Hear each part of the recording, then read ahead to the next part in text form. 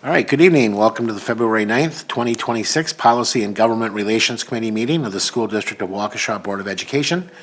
I call the meeting to order. Julie, can you please confirm that the meeting has been properly posted? Yes, it has. All right. Thank you. And do we have anyone who has signed up to speak tonight? No, we do not. All right, thank you. All right, that takes us into our first action item of the evening, which is the approval of the minutes from our previous meeting. That would have been the December 8th, 2025 Policy and Government Relations Committee meeting. We did not meet in January. Ms. Voigt. I move to approve the meeting minutes from December 8th, 2025 as presented. Second. All right, we have a motion from Mrs. Voigt, seconded by Mr. Zenobia. Any discussion? All right, all in favor say aye. Aye. Aye. All right, passes 5-0. All right, next up is discussion item. We have a number of discussion items tonight, including the overview of our most recent Neola policy, and then a number of technical corrections. So for this, I'll just turn it over to you, Dr. Siebert. Right, well, thank you, Mr. Wad, and welcome, everyone. The first policy discussion and information item is on our Neola Volume 35, Number 1 update from November. Julie and I were able to go through it with our Neola consultant on January 9th, and you'll see that we have a total of 19 policies that are contained within that particular update. Julie color codes them so you can see what committee they go to. 2 go to Finance and Facilities, 1 to Human Resources, 6 for our committee, 7 to Student Services. Mr. Pat actually got ahead of the game, and they did 2 already at Student Services, so they're down to 5, and 3 to Teaching and Learning. You'll see in some of those, some of these we may or may not do, particularly like in Teaching and Learning, where Ms. Gennerman and Dr. Piasek have put in a lot of time around third grade promotion and retention around literacy, reading instructional goals, and kindergarten assessment. So some of those things will be recommended updates, doesn't mean that they may happen. But those are the policies that are in this one. So then behind that color-coded sheet, Julie has a nice summary of the description of each of those policies, and some are recommended to be required as usual, some are optional, and there's a mix of revision and replacement policies. Very good. All right. Thank you, Dr. Siebert. Anyone have any questions on the Neola update? In terms of size, Dr. Siebert, how does this stack up compared to other Neola updates we get? I'd say this is about average, maybe a little bit smaller. We've had some bigger ones, we've had some smaller ones, but I'd say usually in the 20 ballpark, 20 to 30 is average. Yeah. Okay. All right, any other questions or comments? All right, thank you, Dr. Siebert. If you'd like to cover the technical corrections now. I will roll through those for the committee.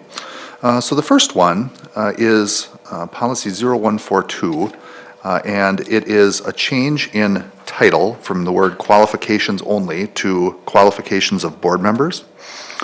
So that's one of the changes. And then the other change is referencing State Statute 6.02, which Julie also attached, which discusses the criteria that lead to a board member being qualified to seek office, which are very simple, being 18 or older and residing in the district for 28 consecutive days before an election.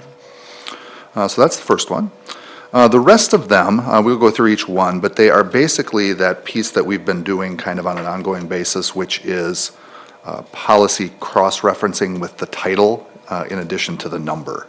So, for example, 8410, crisis intervention, we have the words "and reporting of crime statistics" listed because that policy name got updated. Policy 5113.02, intra-district safe school transfer options being added. Same with 846201, threats of violence. The word principal being used, capitalized, which is replacing building level administrator. That capitalization also allows for an assistant principal or other dean, for example, in an elementary school to be able to do that work as well. Just like when superintendent is capitalized, it represents the delegation authority. 8462, abuse and neglect, the terms are added. And then on the back page, suspension and expulsion added to 5610, non-renewal, resignation, and termination added to both the professional staff and support staff policies 3000 and 4000 series. Policy 9800, which is high school diplomas to veterans, just removing the words "of education," because as we've talked about in this committee before, the Board of Education, while we use that term most exclusively, there's not a statutory reference to Board of Education. There's a reference to board or school board. So it just is board. And then the lower casing of A through D, along with the words military veteran who meets all of the following criteria. Kind of a neat policy, not one that we use on a regular basis, but for people maybe who were drafted, had to leave high school in order to go fight in a war, and then can come back once they meet those criteria in A through D and be awarded a high school diploma. Which is the least we can do, certainly for somebody that has put in that type of service to our country. And then we also have one more, policy 5605, suspension and expulsion of students with disabilities, and that again is just taking out the words "of education" as it relates to the board. And then in all of those, I kind of missed it, but the updated year reference is always part of it too. So that is, or those are, the technical corrections for the evening. Thank you, Dr. Siebert. Anyone have any questions or comments on those? All right, seeing none, we will move to our next section, policy discussion and possible actions. We have a few items, and we start with number 1, bylaw 0100 definitions. Dr. Siebert. Thank you, Mr. Wad. Definition seems to get tagged in almost every Neola update, and it feels like we bring it up after we go through each one of the updates. So in this one, what Neola is consistently trying to do is really add words or updates that are a little more current or encapsulate more devices or more information.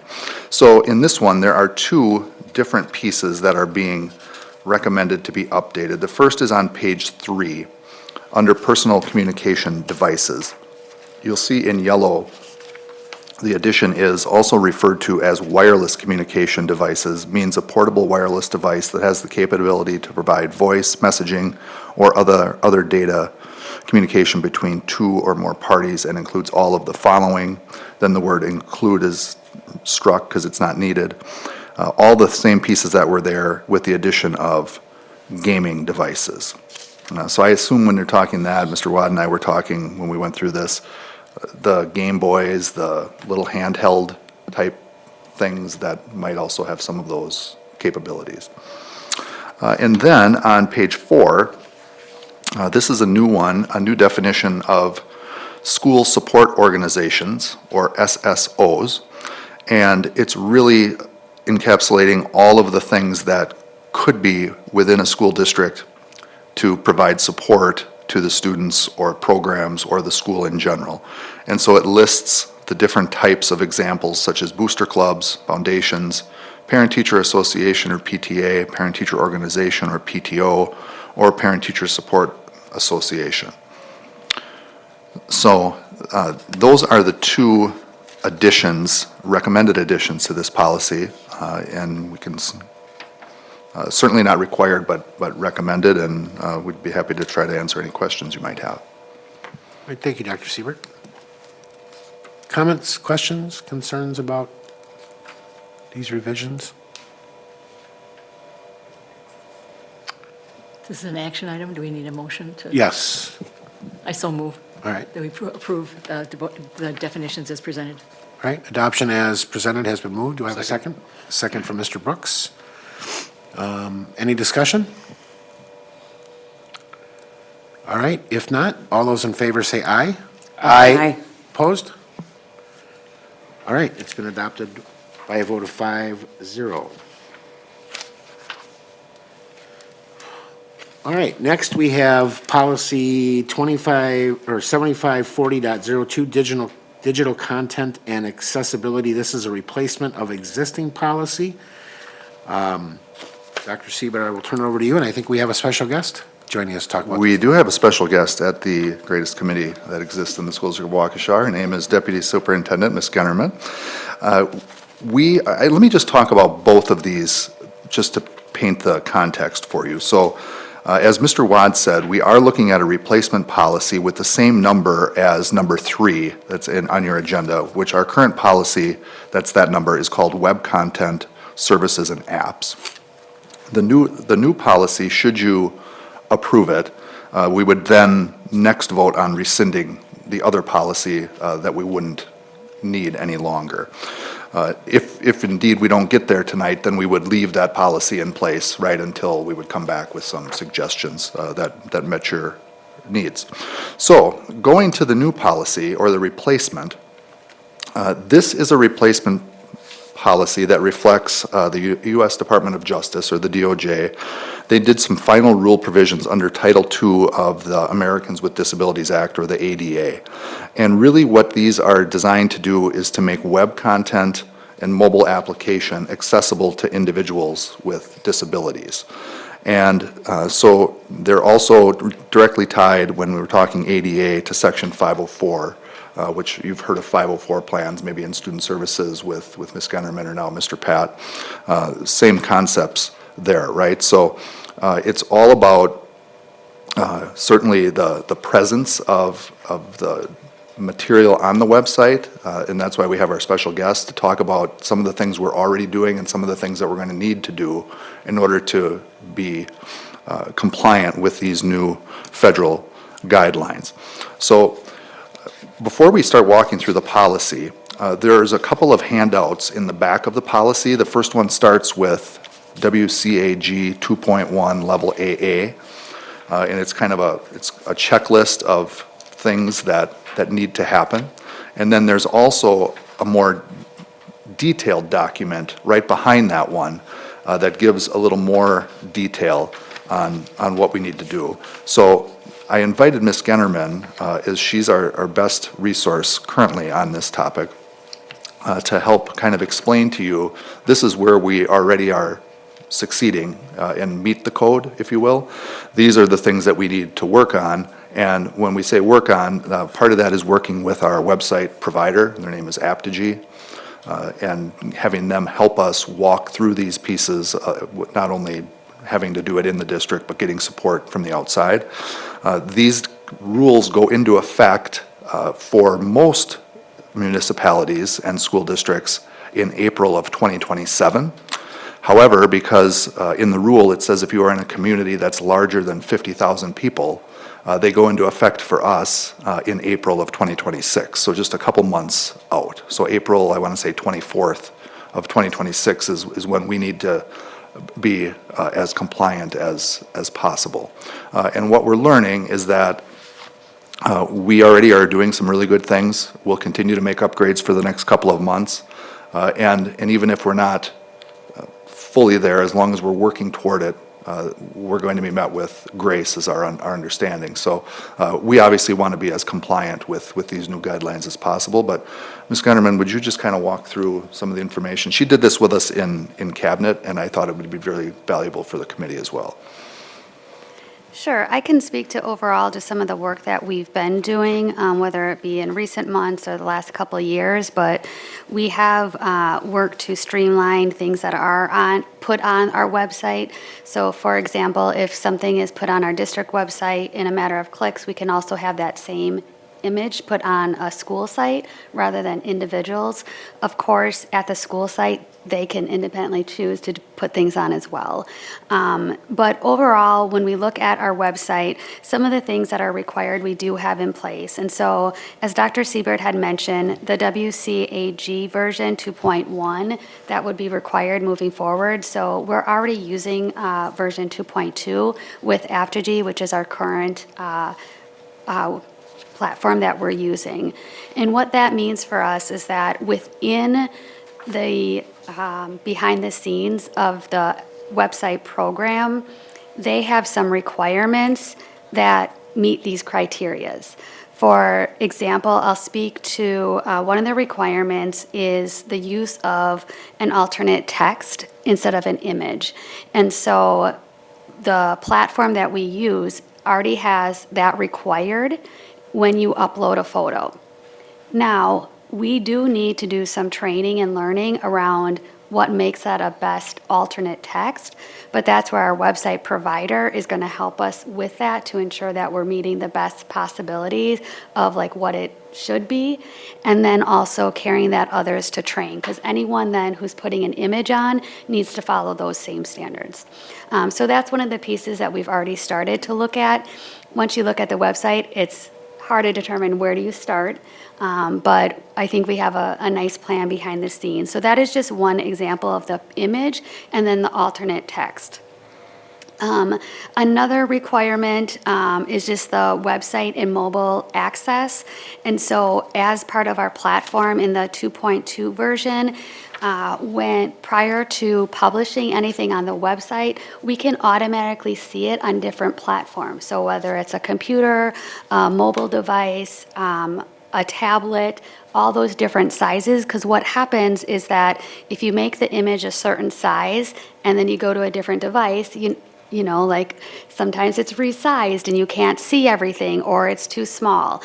And so anytime anyone publishes anything, they have the option to view it in all different devices and check it. So that is a built-in piece. We just need to cue people in that needs to be part of the process before publishing, just to check that. Another piece that we'll be working on that I think this is one of them that is a quick fix, but the one is 1.3.2, and it's called Meaningful Sequence. And it sounds very simple, right? Meaningful sequence. But what I think as meaningful sequence compared to Julie may be different. But what I can share is that numeric or alphabetical order is a logical sequence to go in.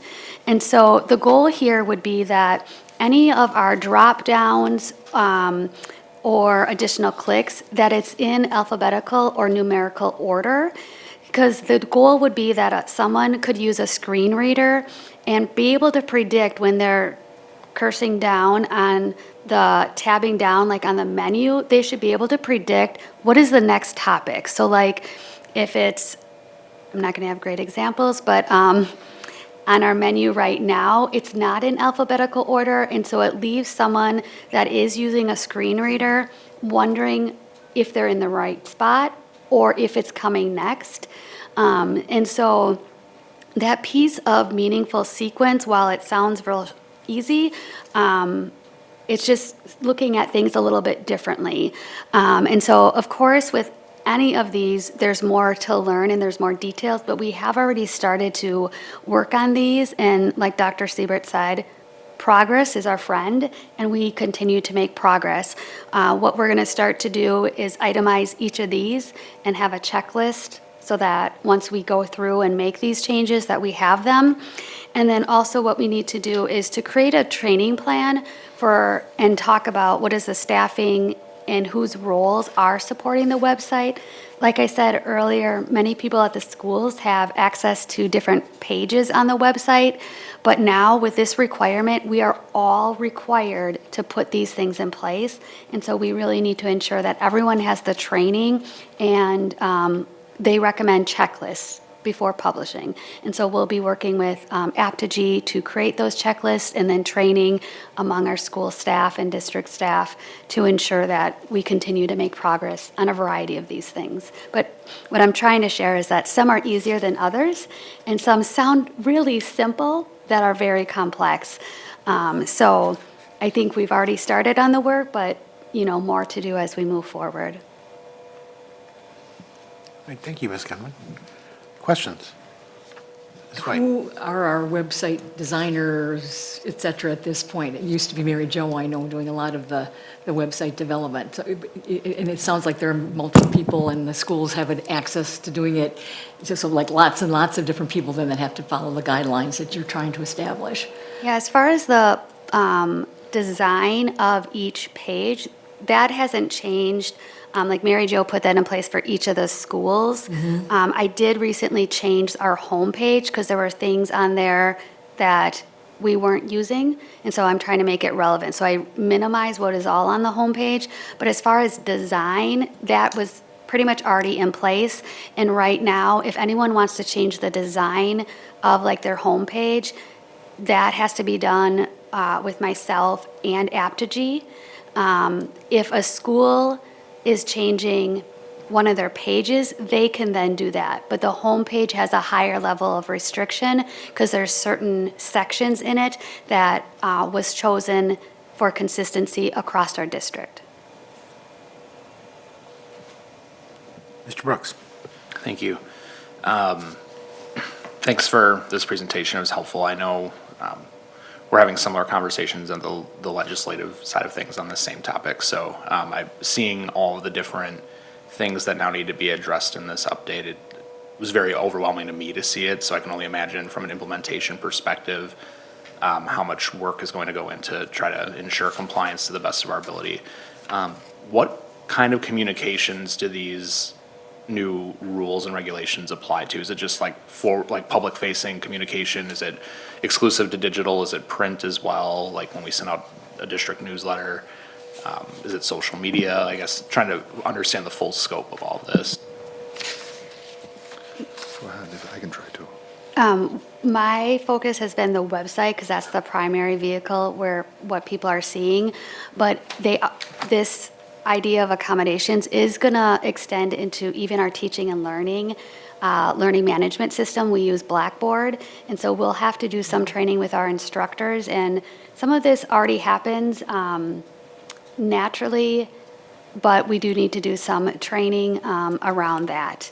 But really, I think that level of us being a double A puts us at a different place than other people. My understanding, Mr. Brooks, is that it's related directly to digital content. So it would be websites, our district app would have to be compliant.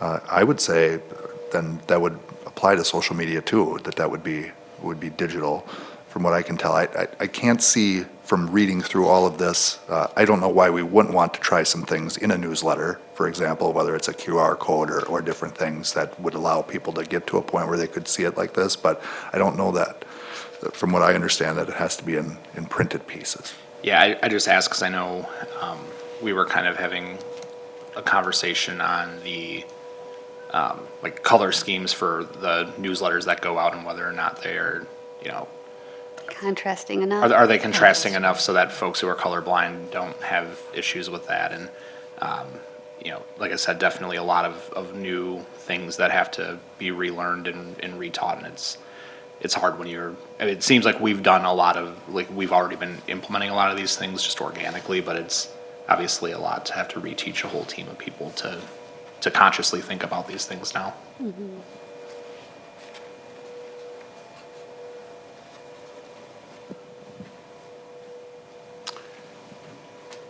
Jessamine? Okay. Got a few questions here, if I may. First of all, are we currently having anyone who uses our webpage or our application requesting functionality that is required in this update? Are they requesting already? Is there something missing that the public is clamoring for? I mean, I understand that this is compliance related, but I'm just Yeah. wondering, okay, Not that I've received. No, to nor date. have I. okay. Some have asked for like the organization, like alphabetical, but nothing major, like. Right. So when there are updates needed to the webpage or applications that, I think you talked about Blackboard, do we rely on the vendor to make those changes and ensure that they're compliant with federal law, or does that fall on us to do as a school district on our own with maybe some consulting services? I can speak to our approach with Apogee. They certainly know this in and out and have been doing it with many other schools before I came into the conversation. But what I have been doing is we need regardless of who's doing what, we need a plan. And they can only do so much, but then some of it is on us to decide and then to do. And so that's what I'm trying to navigate now. So for example, that alt text, that's a requirement in their platform. It's been like that for several years, but now we need to ensure that we're using it really specifically. So they can provide the setup and structure, but we need to also follow through on our end with the use and the training. So it's really a combination, and it depends on what the feature is or the accommodation as to where it is in the settings. And so if it is something that we can click for all websites to blah, blah, blah, of course we will do that.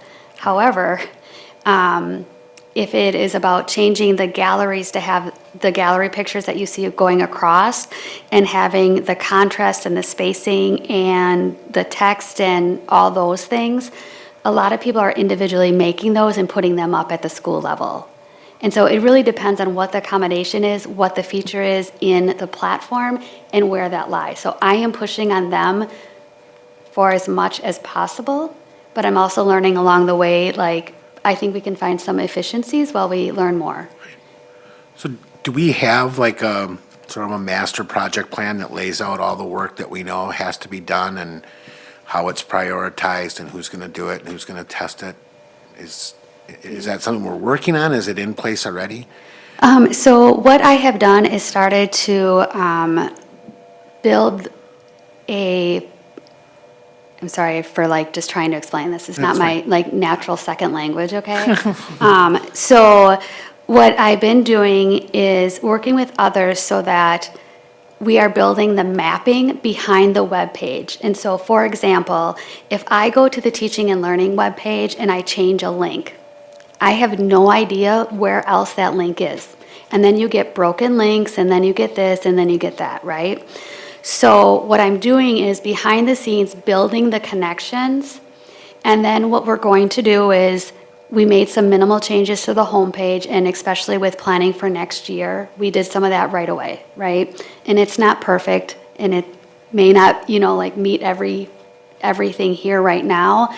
But what we're going to do is after we have that mapping behind the scenes, what we're going to do is start with our district homepage, and then I'm going to work with Cabinet, and we've already started this, to go through each department. Because for each piece, we need to identify who is the owner of it, and then what's the review cadence, and the publishing and responsibility pieces. And so once that's mapped, and then we've identified that, so like I can just share with you, and I'll put this up on the TV right now.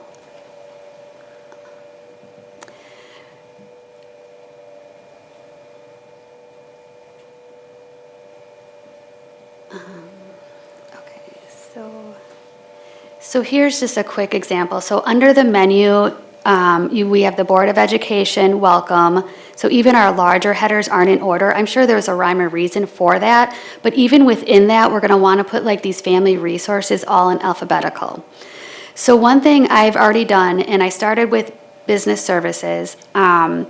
So if you look at teaching and learning, you see this plus, and you get all these additional pages. So when I go to each of those pages, first of all, we really want 3 clicks or less for people to get places. And so when you have all these different pages, and then they're not in alphabet, you know what I mean? It makes it more difficult to navigate. Sure. So what I did with business services, you'll notice that there is no plus here. So I sat down with Darren, and he did have a plus feature, and it led to other sub-pages. And so what I did with Darren is, and this is before like we got this policy and all of these. I mean, we knew some of them, but what I did with Darren in the business services page is there is now one business service page, period. And so it is the intro blurb, it is the contact, the 1 or 2 people to contact, and then over on the top right is any quick links. And so this is where it cross-references to the food service, employee benefits, and buildings and grounds. And so Now I know if we make a change on buildings and grounds, like I can cross-reference what's all linked to that. And then with Darren's insight and knowledge about what is needed for his department on the website, we then reduced the number of subpages and moved what we needed here onto the main page. So business services is the smaller of all the departments, but we wanted to start somewhere. And now that we have this policy and more clarity, we can go back and adjust this. But you'll also notice that like every one of these links is a PDF, and that is required. So we've been doing PDFs, and so that's something that we're already in good shape. Another thing we're in good shape with is our videos, and so we have to go to Vimeo or YouTube. We've been requiring that already rather than a Google video or something like that. So these are some things that we're already doing, but the business services page, I think, is a nice example of how we can streamline multiple sub-pages to one page. Now, they're not going to all be that simple, but there's definitely some things that we can reduce and minimize the clicks for users, as well as minimize the input of manual data entry in multiple places. One thing we've also done, I think that while it's not like required here, but strategy-wise, I think we can bring a lot more strategy to our webpage and school pages. And so this news section, these have been updated. Pretty soon we'll be posting about summer school registration. And these can directly correlate with the school news sections. So, but it's not really up to date right now, but there's some things like that that I think we could be more strategic with how we're doing things.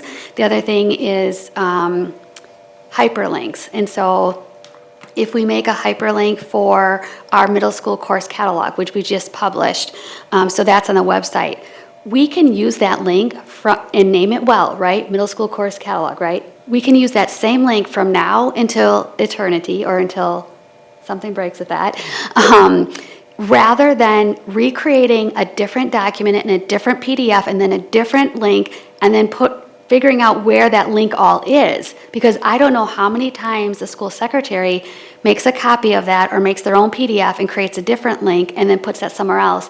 And the minute that link is broken or that person no longer works here, we have no control over what the document is and the link is broken.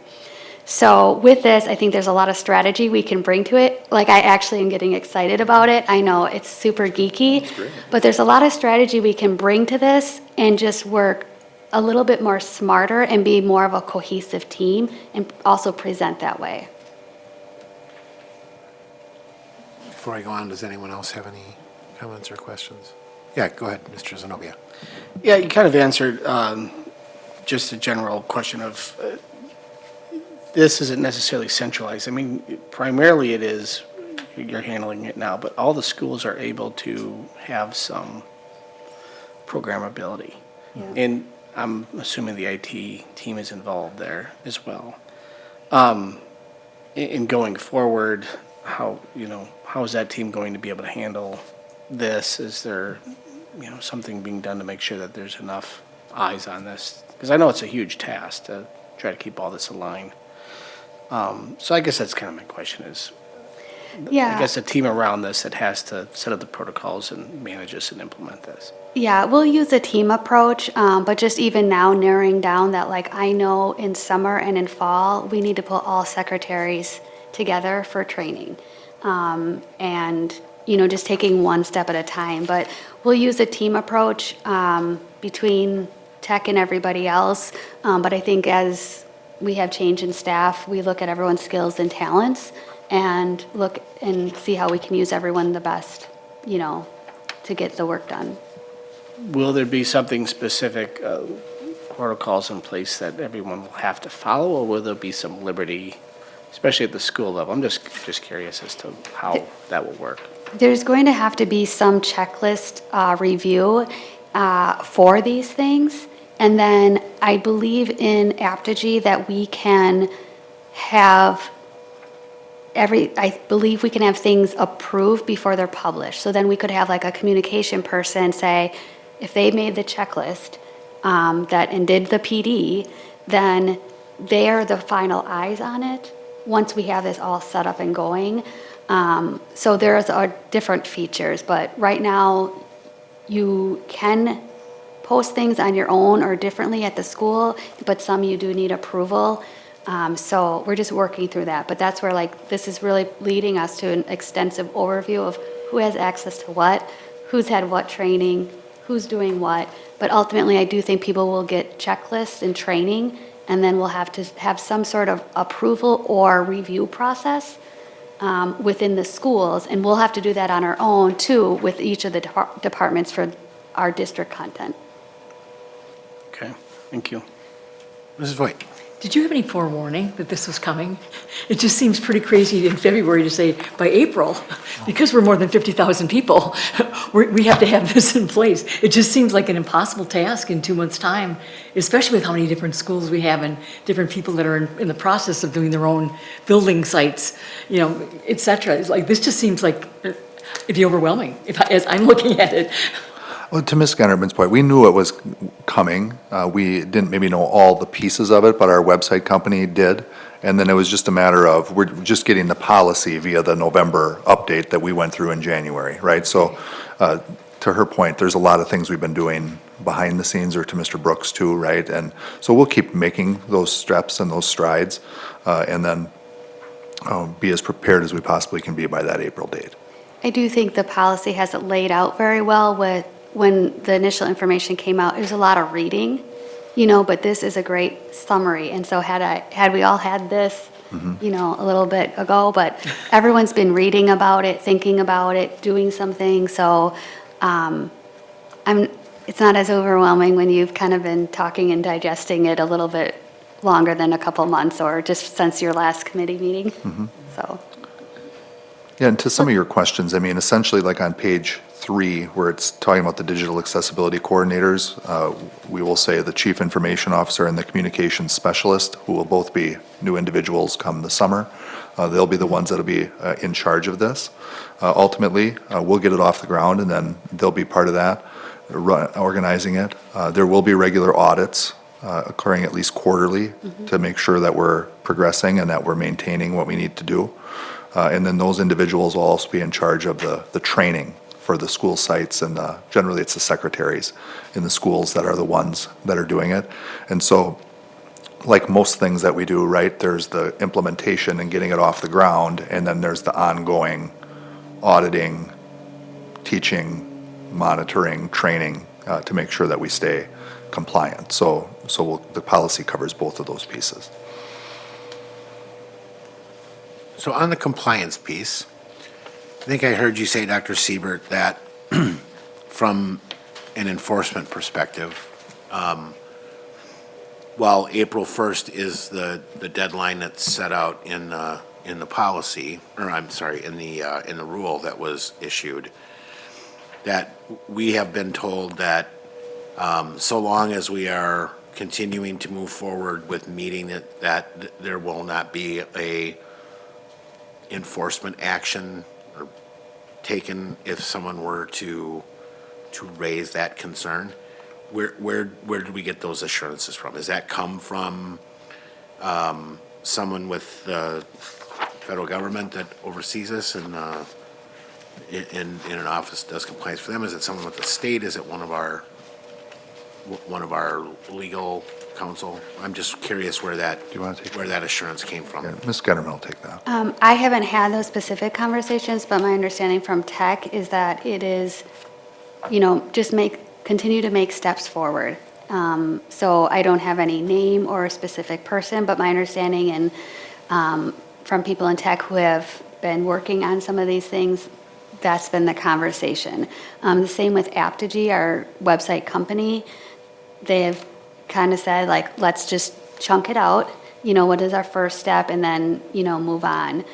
So I don't have a specific name, but that's just my understanding from others in tech and websites. So when you said within tech, are you talking about within the district? Yeah. Okay.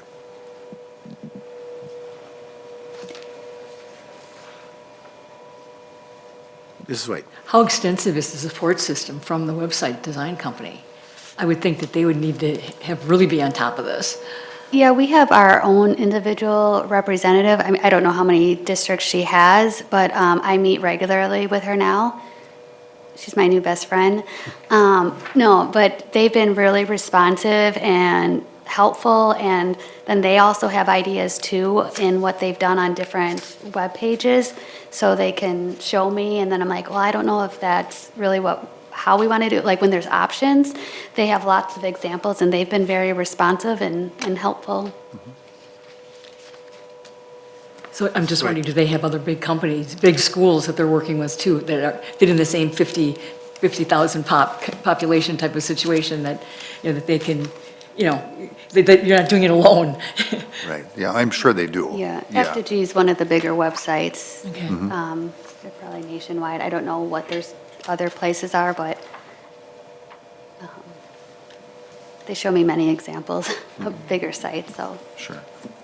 How did we learn that the date was different for us than smaller school districts? How did we find that out, and when did we learn that? I want to, Size.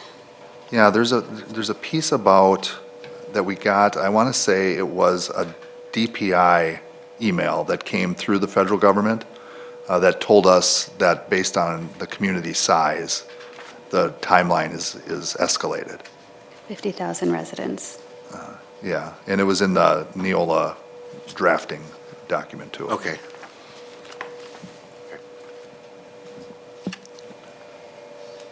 And then just wondering, when would you guys be able to provide another update for us on this, just to see how this is going and the progress?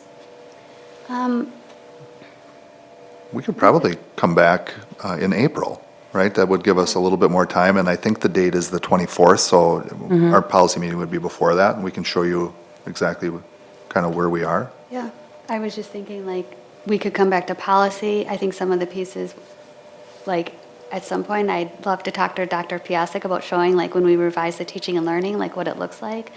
But we can come back to policy. We'll be making progress regardless, so Yeah, that'd I'll be be here great. April, if Great. you'd like. For sure, we could do that. Excellent.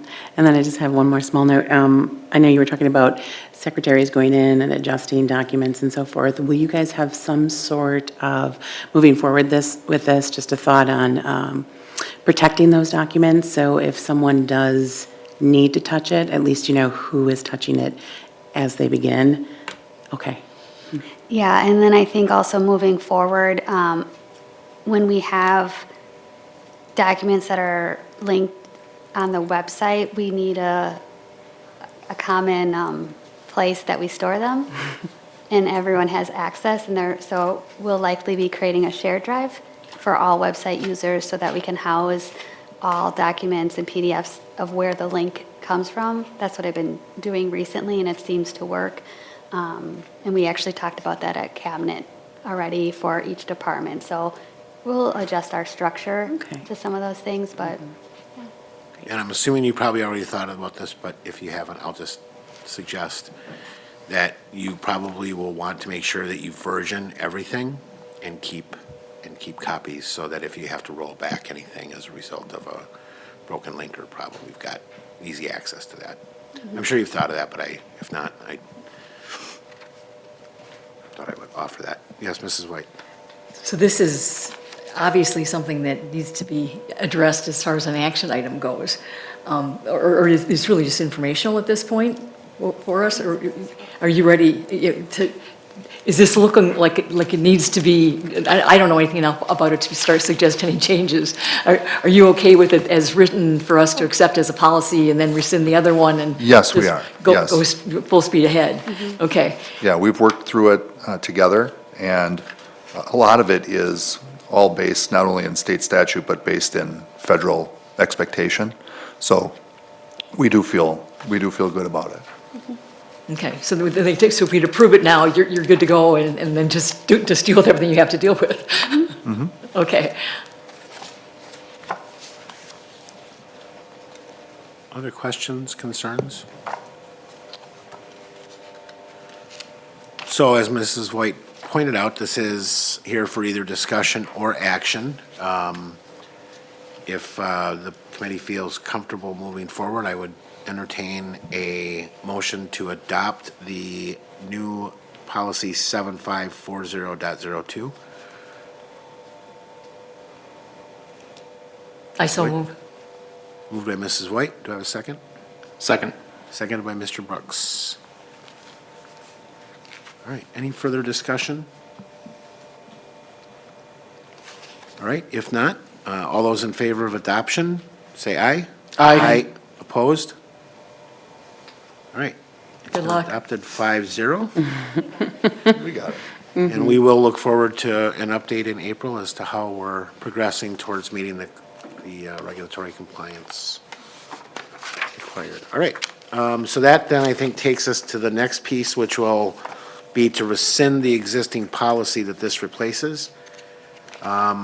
Anything to add to our discussion around the rescission here?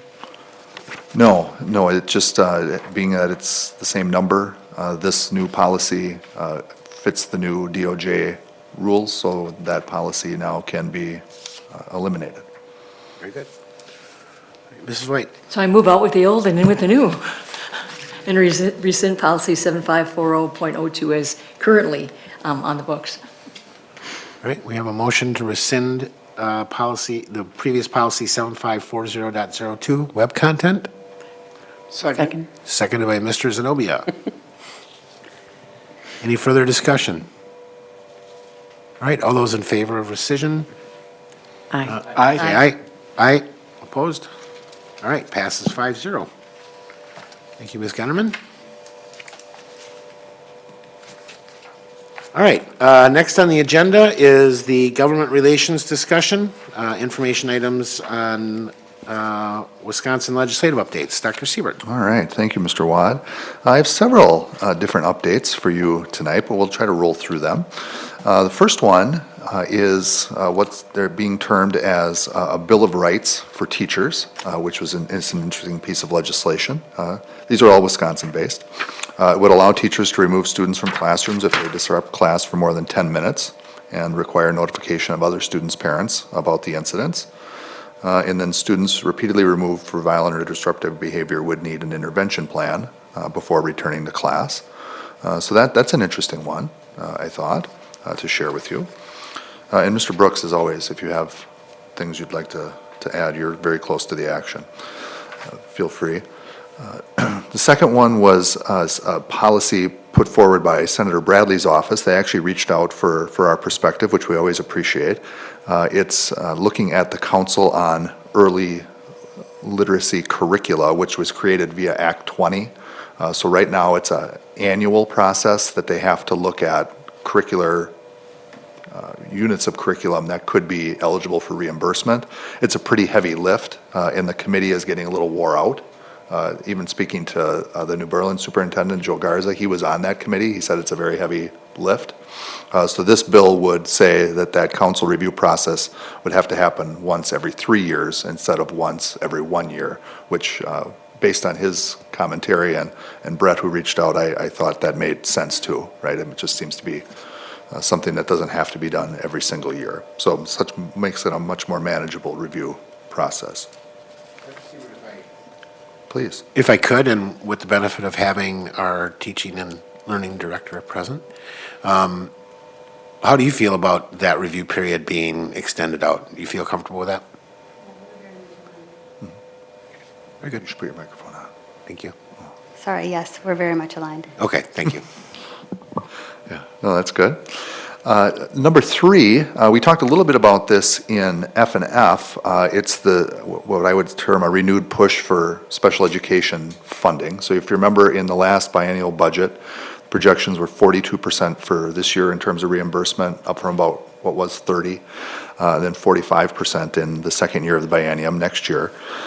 We budgeted for 39% in the school district of Waukesha, realizing that there usually isn't enough money to fund all of the needs. And then if you remember, I believe it was in November, the DPI came out and said that they projected about 35% of reimbursement would be expected based on the pool of money.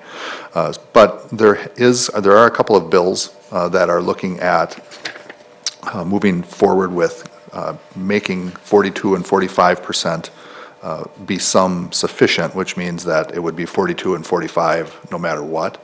Obviously, that's a significant dollar amount, right, in order to do that.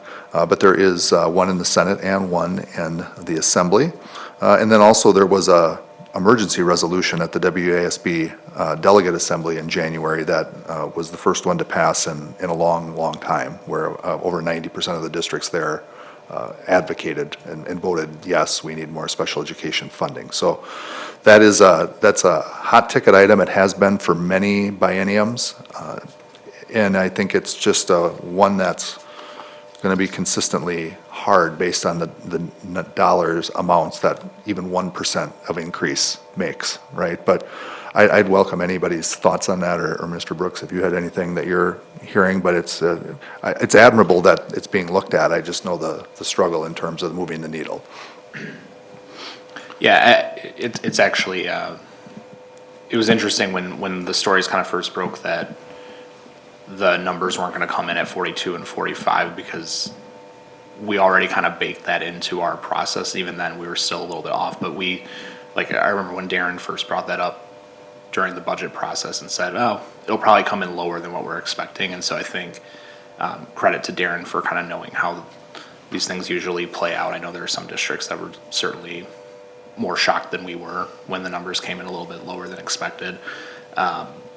Yeah, I mean, special ed funding is always going to be a big topic of conversation. Obviously, I mean, even a few months ago now in teaching and learning, we had a conversation about our special ed numbers, and even though our enrollment as a whole is declining here in Waukesha, our special ed population continues to go up. So I think when it comes to the conversation around special ed funding, one thing that legislators especially really want to have an answer for is, okay, if we're going to give more money in special ed, why is it that we're seeing these numbers continue to go up? Is it because there's truly a need, or are we overdiagnosing some students, or what is the reason? Because I do think it is. I mean, I've heard from other board members in other parts of the state who've said, we're at 60% of my kids' class is being referred for special ed, or at least like getting looked at for special ed. So it's an interesting conversation, and I think a lot of people, they like having concrete answers as to why those numbers are continuing to go up, and how do we make sure that the money that we're spending on special ed is going towards direct supports for those students. I think that's the other piece of the conversation that legislators want to just have assurances on, is that we're not just throwing money at something, but that it actually is going to direct supports for the students. And I know a big piece in this last budget was also upping that high-cost special ed up to 90%, which, especially for some small districts, if you have one student who's a high-cost special ed kid, I mean, that just completely breaks your budget. So being able to up that reimbursement was significant, especially for smaller districts. But I think even here, when I asked Ryan for that, the number of high-cost kids in our district, I want to say it was saving us like $3 or $4 million there. Yeah, no, thank you for that. It is, Ms. Genderman and I would agree on this too, like when you have too many kids in intervention, or too many kids qualifying for special ed, or having gaps or things like that, you most likely have a tier 1 instruction problem, right? That's caused by not having good, universal, guaranteed, and viable curricular resources, not having good intervention strategies, not having reteaching opportunities or regrouping opportunities. A lot of times that's a small answer to a bigger problem, but the more consistency you have, like we've built in, hopefully the more that we can meet students in a tier 1 setting, right? And generally speaking, tier 1 should meet the needs of at least 80 to 85% of kids. And part of that is letting those curricular resources really take hold, right? Because when you first start them, you have some gaps, right? Particularly like in the upper elementary, when you start a new math curriculum, the little ones just start progressing and rolling, right? Because they don't know any different. But it's the kids that are in the intermediate grades that have those gaps and now they're expected to do more, right? So there's a number of different factors, but I think the further we get into the work that we're doing with the curricular resources that we're doing, hopefully the better outcomes we see and the fewer gaps and then the fewer requests for additional services. But that actually should be you talking, but I listen to you and I get it too. Anything else on that topic before we move? Yeah, I just have a quick question. So, are we aware of any studies being done, whether it's in the medical community and education, to try to put our finger on what it is that's driving this increase in special ed cases? Certainly, I think I share the frustration of all those who see the rising cost and feeling as though the state isn't providing the support that the districts need, even though they're mandated to provide the services that aren't being funded fully. But that question that Mr. Brooks, says is critical to legislators as they make considerations about this is, well, what's driving this? Do we know? Do we have anything that tells us what it is that's driving this increase? Is it environmental? Is it what is it? Do we know?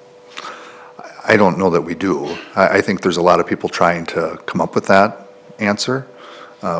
Doing just some analytics for us, I mean, where we've seen the growth in Waukesha is in two areas. So one being autism and one being OHI or other health impairment, which can kind of be a number of different topics that can get thrown into there. We're not seeing it as much in specific learning disabilities or emotional and behavioral disabilities, cognitive disabilities, but more so in those two particular areas. There's a lot of different ideas as to why those things may be happening. I don't know that any can be research proven at this point. Mr. Brooks?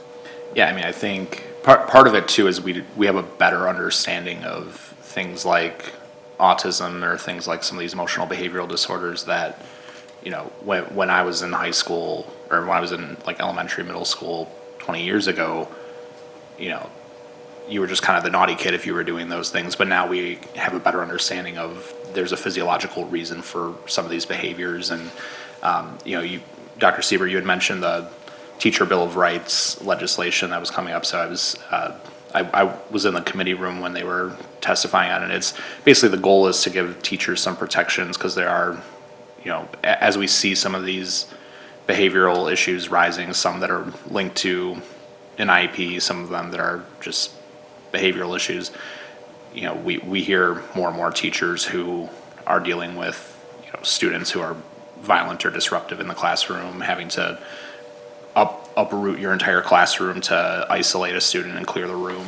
And so it's kind of the legislation there is meant to give teachers some additional protections and also more transparency when that happens for families. But a lot of the conversation around that bill came down to how do we balance the rights of teachers to feel safe in their classroom and the other students in the classroom to feel safe while still being respectful of a student who has an IEP. And it made me think back when I was working in special education as a paraprofessional. I would have a student who was having a hard time and was dysregulated and was, doing things he shouldn't be doing. And one of the students who was trying to she was his friend, would tell the other kids, oh, no, it's okay, he has autism. And I always use that as a teaching opportunity to say, look, the behavior is not okay regardless of who you are. Someone's disability doesn't make behavior okay. It just tells us why the behavior is happening and gives us a better understanding. And I think there are some of the folks who had concerns with that Teacher Bill of Rights legislation. It was more from a disability rights perspective, and I can appreciate and respect where they're coming from, but at the same time, you can't just excuse certain behaviors because a child has an IEP. It informs why they're happening, and you treat and handle the consequences of that differently, but you still have to be respectful and cognizant of how that affects other kids in the classroom, and I say this as someone who's had students throw chairs and everything at me, and I felt like more of a WWE superstar than I did as an educator, but, you get through it. Any other comments, questions on that one? All right, Dr. Siebert, you have more? Yeah, I do. So the fourth one I have tonight is Assembly Bill 792. I learned of this through Representative Maxey. It's very directly related to conversations we've had in this committee, conversations we've had in our summer visits with legislators, and it's around excluding costs funded by referenda from shared costs for the purpose of determining general equalization aid for school districts. So we talked in F&F tonight about being debt-free, right, and not having that burden anymore on our taxpayers. But then, as we know, last year in the state budget, we ended up taking a significant drop in state aid, as the way school funding currently works is it incentivizes more spending, right? So when some districts have those significantly large referendums, that generates more revenue for them, and it has to come out of the pot. Similar to our special ed conversation, there's not enough money to go around. So we took a big hit where our tax rate went up due to nothing that we had done, right? But because our state aid went down. This bill would say if you pass a referendum, once this bill is passed, whatever your additional spending is, that spending for the referendum is not factored into your general aid calculation. So it's only your taxpayers that are paying that, when arguably you could say today that the entire state pays for example, an MPS referendum that's large, or a Madison, and I shouldn't just name those two. I mean, there are significant referendums that are coming again this year. There's districts, Appleton's looking at 13 million operational. Whitefish Bay is looking at 130 million for a building project.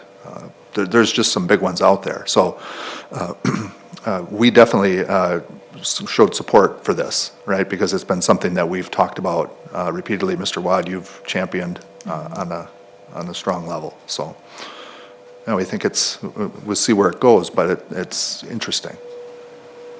This may be getting into minutia that you wouldn't know, Mr. Brooks, but on that bill, would it if it were adopted, would it reset, say, a school district like MPS back to their spending limit, or are they going to get grandfathered in where they're at today, or?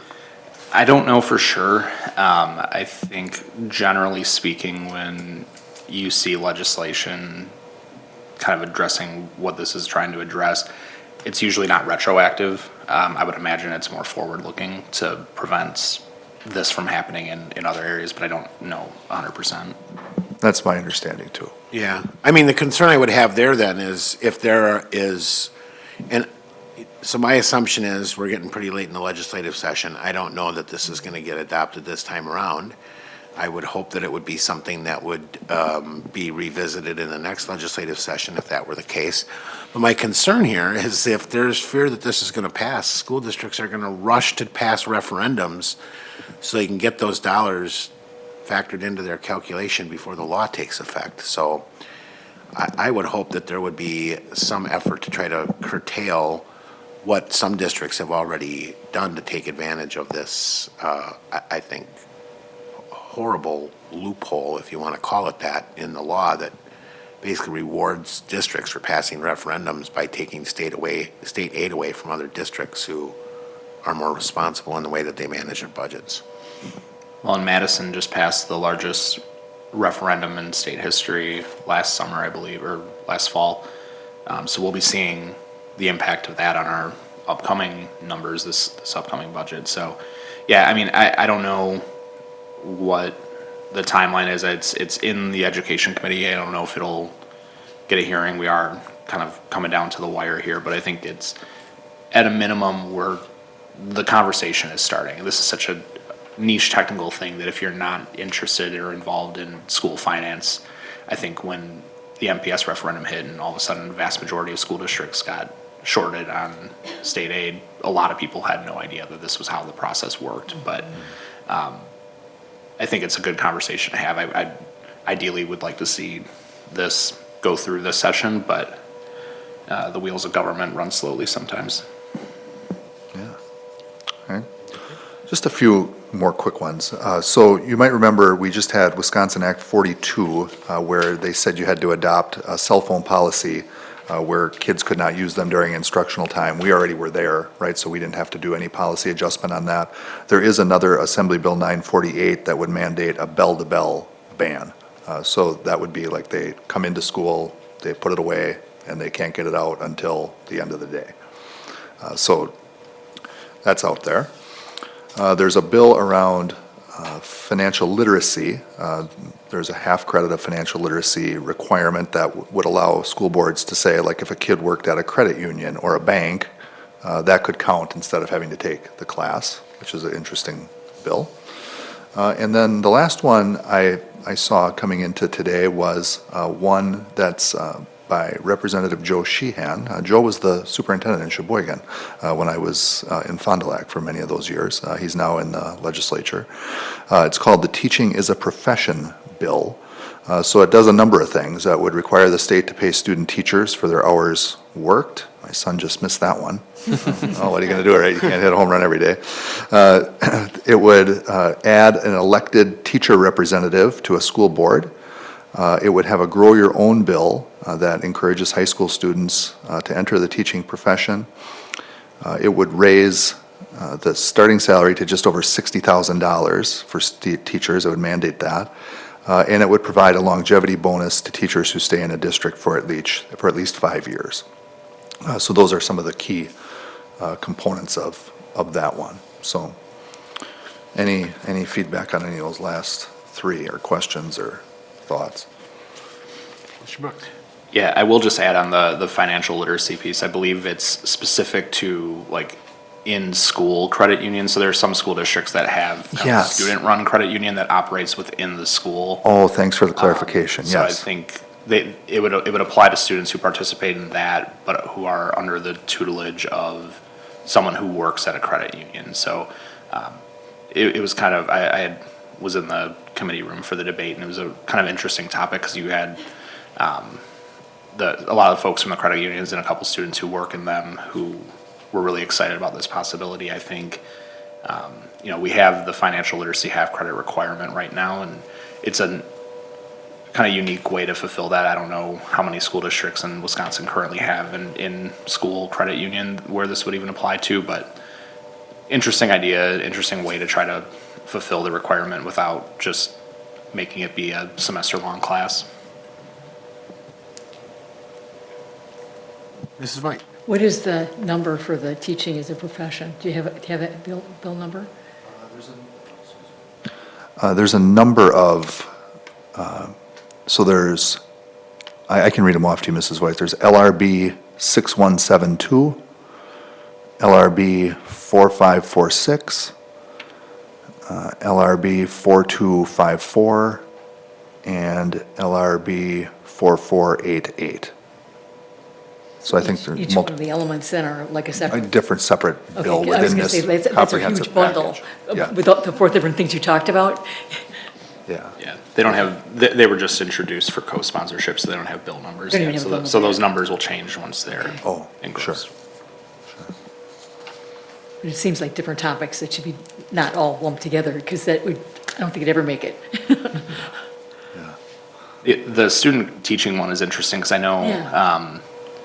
there was legislation last session that was related to teacher apprenticeships as a way, like kind of as a way to reform like the teacher colleges and how teachers get their teaching license. So instead of doing a 4-year lecture and then a semester of student teaching, they would essentially move your content and your actual teaching courses into a 2-year, and then you'd have 2 years of student teaching in an apprenticeship model, with the goal being to you get more experience in the classroom, so that when you're entering your first year as a full-time teacher, it's really your 3rd year as a teacher because you've done it for so long. And there are a number of states that use this model, both, from various political perspectives, and have seen benefit. They've seen higher rates of teacher retention, teachers feeling more confident, more prepared. You're getting quality teachers, like first-year teachers, in front of students because they've had more classroom experience. And part of the reason why they wanted to do an apprenticeship model is because it would allow student teachers to get paid for being a student teacher. Because if you're Right now, you're essentially working a full-time job and not getting any compensation for it, and so it can be really, it is one of the toughest years for education students because, you know, you have to find another way to supplement that income, and it's tough, it's really stressful. So I liked that model. The governor vetoed that bill, but he did like a pilot program for the teacher apprenticeships that I think Elmbrook is participating in, either Elmbrook or New Berlin. It was one of the area schools. I think it was Elmbrook.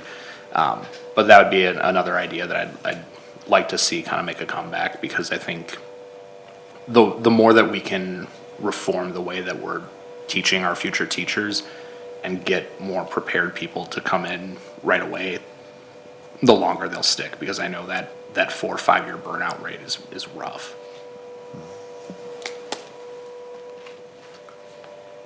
All right, any other comments or questions on Thank any you. of those?